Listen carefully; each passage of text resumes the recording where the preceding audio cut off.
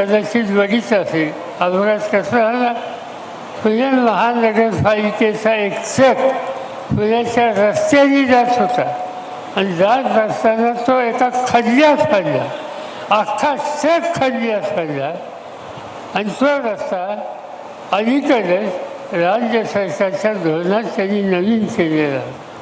रस्त्याने जाणारा ट्रक त्या रस्त्यात खड्ड्यात तयार होतो आणि त्या खड्ड्यात पडतो. याचा अर्थ काय?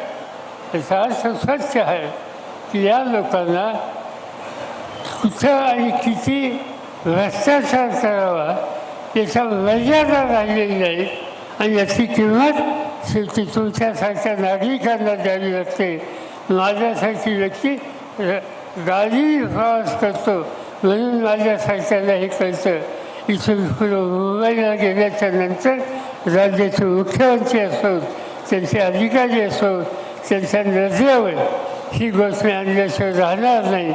आज हे तुमचे रस्ते खराब झालेले, याला काही अर्थ नाही. त्याच्या दुरुस्तीच्या उद्देशाचा निकाल हा घ्यावा लागला. अनेक प्रश्न आपल्या सगळ्यांच्या समोर आहे. सत्ता येते आणि जाते. सत्ता ज्याला मिळते त्यांनी संयम ठेवायचा असतो. सत्ता असेल तर जमिनीवर पाय ठेवायचे असतात आणि सत्ता नसेल तर चिंता करायची नसते, काम करत राहायचं. या जिल्ह्यात काय झालं माहिती?